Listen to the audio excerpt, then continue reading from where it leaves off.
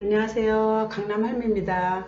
자, 오늘은 그 선친 돌아가신 아버님께서 미처 유선 상속을 하지 못하고 돌아가시는 바람에 그 땅이나 건물로 인해서 서로 형제들 간에 싸움이 일어나고 욕심부리고 이렇게 해서 하여튼 여러 가지 복잡한 형제 관계 이런 경우가 있거든요. 그래서 제 주변에 그런 경우도 허다하기 때문에 제가 한 8년 전에 있었던 그런 얘기를 한번 예를 들면서 얘기를 나누려고 합니다. 어느 날 이제 제가 알고 친한 그 지인이 저보고 경기도 그 남양읍에 자기네 그 선친 땅이 있는데 그걸 좀 부동산 시세를 좀 알아보시러 가고 싶으니까 좀 같이 가달라. 그래서 제가 이제 운전을 하고 이제 같이 가게 됐어요. 그래서 이제 얘기를 거기 가서 이제 주변에 알아보니까 평당 그 당시에 80만 원 달라 하더라고요. 근데 금매로 팔 경우에는 한 70까지도 받을 수 있다. 그래서 이제 그 땅 시세를 알아보고 이제 했는데 제가 어림잡아 계산해봐도 지금 기억으로 한 10몇억 개 가는 땅이었어요.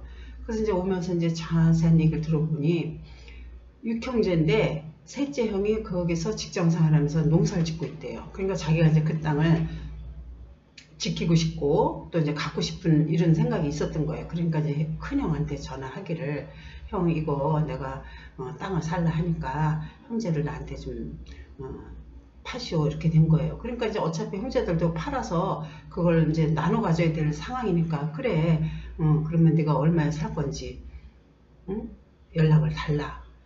그래서 이제 그런 일이 있어서 그 시세를 알아보러 간 거예요. 그래서 이제 70, 뭐 금배로 70 이렇게 알고 있는데 어느 날 형한테 다시 전화 오기를 형 나 이거 땅을 사는데 8만 원에 사겠습니다. 그러니까 80만 원이면 10%에 사겠다는 이제 그런 전화를 한 거예요. 그러니까 오형제들이 너무 화가 나고 괘씸하고 약도 오르는 거예요. 아니 어느 정도 50만 원도 아니고 8만 원을 불러버리니까 그래서 그건 안 되겠다. 내가 형제들하고 상의를 해보겠다. 이제 이러고서는 이제 오형제만 모인 거예요. 그러면 이거 어떻게 했냐. 그러니까 저렇게 욕심이 뻗쳐갖고, 땅 말 되지도 않은 8만 원에 사겠다 하니까 더 이상 뭐 안 된다 된다 말하고 싶지도 않고 얘기도 할 필요도 없다. 이제 이렇게 동의하에 그럼 어떻게 할 거냐. 법무사에다가 우리가 서류를 내서 분할 등기를 합시다. 이렇게 이제 합의를 본 거예요. 그래서 서류를 이제 뭐 법무사에 가면은 사실 제가 이제 뭐 서류가 뭐 필요하다고 말씀드릴 필요가 없는 게 그런 일이 있으면 법무사 가면 자세한 서류를 준비를 하라고 다 가르쳐 주세요. 그래서 이제 서류를 준비해 갖고 오형제만 그 셋째는 빼고 오형제만 이제 서류를 다 준비해서 법무사에 내 갖고 그 당시에 제가 알기로는 200~300분이 안 들었다고 들었어요.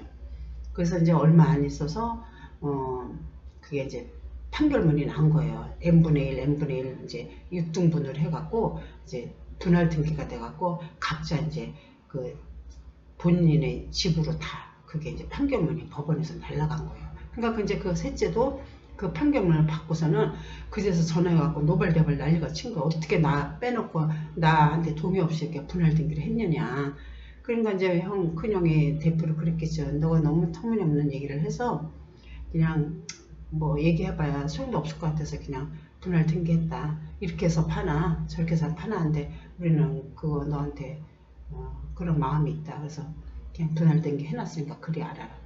그 다음부터 그 집안에는 서로 왕래 안 하고 거기가 이제는 뭐 제사 때도 안 간다 뭐 이런 식으로 선언하고 오지도 않고 서로 왕래도 안 하고 지금 이제 아주 의가 상한 그런 경우가 있는데 근데 이분들도 이제 뭐 최선의 방법을 찾아보려고 하다가 이제 그 전에도 뭔 일이 있었겠죠. 그러다가 이제 최종적으로 이렇게 한 건데 사실 그 욕심을 부리는 사람으로 인해서 의의가 상하고 집안에 분란이 일어나는 거거든요. 근데 대부분이 이제 형편이 어렵거나 좀 도와주고 싶은 형제들이 사실은 있어요. 그럼 그 사람들은 참 조건 없이 더 주고 싶은 그런 사람들이 있는데 해로 잘 사는 사람이 더 욕심을 부리는 경우가 있거든요. 그래서 이제 참 합의가 안 보여지고 이제 그렇게 안 되는 경우가 굉장히 많아요. 그러니까 여러분들 중에서도 그게 큰 금액이든 작은 금액이든 간에 혹시라도 이런 경우가 있으면은 사실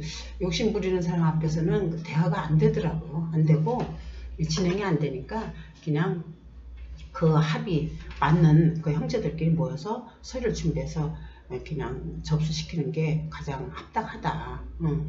그런 게 이제 왜냐하면은 그 아버님 망자 이름으로 언제까지 그 서류를 이름을 그냥 놔두겠어요. 어차피 빨리 분할등기를 하든 상속을 받든 말하자면 팔든 간에 해야 된대. 그러니까 그런 것 때문에 이제 합의가 안 되면은 그냥 분할등기 하는 게 맞습니다. 그래서 제가 아는 그 어떤 판례, 저도 이제 어떤 일이 있어갖고 그런 걸 조사를 그 당시 그 효에도 알아봤는데, 이런 경우는 있어요. 차례를, 그러니까 부모님의 제사를 지내는 형제가 있어요. 그 사람은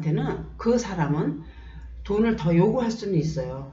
그러니까 판례가 난 걸 보니까 내가 만약에 100을 받았잖아요. 그러니까 받은 금액이 100이다 그러면은 10분의 1은 10%는 그 차례 지내는 제사 지내는 그 형제한테 줘야 된다라는 판례가 났더라고요. 그래서 혹시라도 그런 차례 지내는 그런 형제한테는 그게 더 줘야 되는 판례가 있으니까 참고하시기 바랍니다. 오늘은 그 욕심 부리는 그 형제로 인해서 이렇게 우여곡절이 있던 그런 사연을 제가 말씀드렸습니다. 강남 할매입니다.